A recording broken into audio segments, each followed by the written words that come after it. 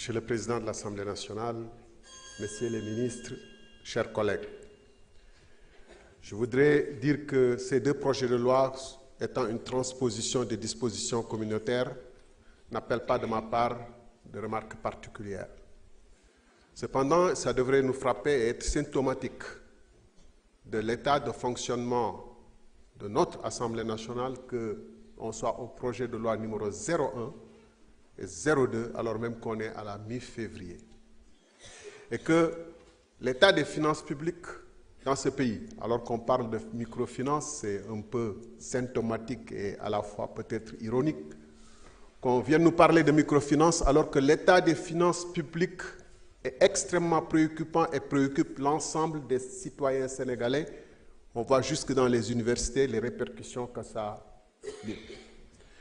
Alors, je crois que le rôle de l'Assemblée nationale et des députés que nous sommes devrait être, à mon humble avis, d'exercer mieux notre contrôle sur le fonctionnement des finances publiques ou sur l'état des finances publiques dont le président de la République lui-même dit qu'elles sont dans une situation où les marges de manœuvre sont très faibles.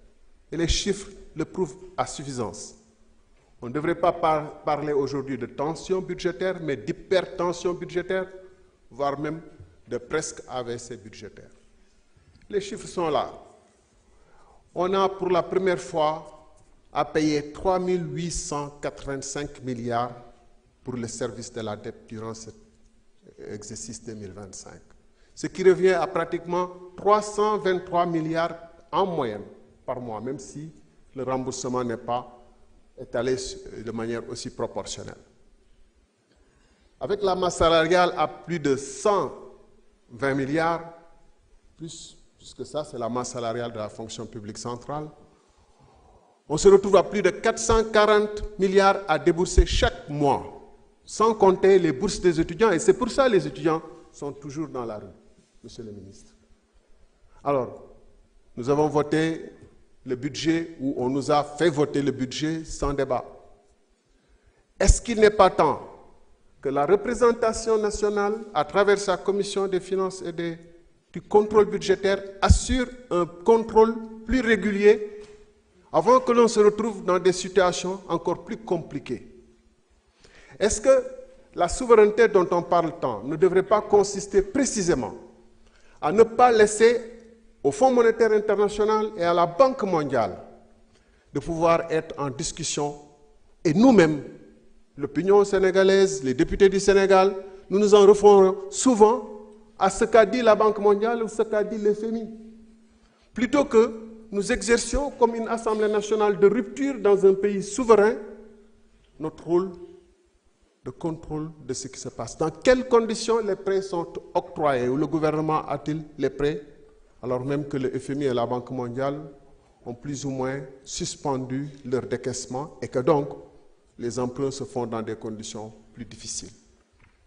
Mesdames, Messieurs, je crois que s'il y a des réformes profondes à opérer, s'il y a des mesures d'ordre budgétaire et des réorientations des financements à opérer, nous ne devons pas attendre simplement de dire au gouvernement qu'est-ce que vous voulez faire, comment, mais ça devrait être une discussion entre représentants du peuple à qui appartiennent les ressources et qui dépensent et qui attendent des résultats. Donc des discussions entre ces représentants du peuple que nous sommes et l'administration que constitue le gouvernement.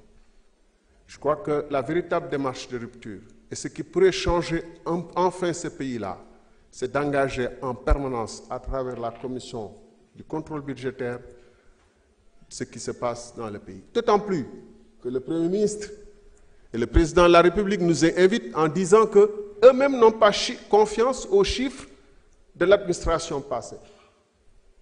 Cela est une interpellation directe des députés que nous sommes pour que nous puissions davantage exercer un contrôle sur ce que l'administration fait, quelle que soit cette administration. Parce que le contrôle n'exclut pas la confiance n'exclut pas le contrôle. Nous sommes non pas les députés d'une majorité ou d'un parti, mais nous sommes les députés du peuple qui devons dire à la nation est-ce que ce qui se passe avec ces finances sont conformes à la réglementation ou pas? Je vous remercie.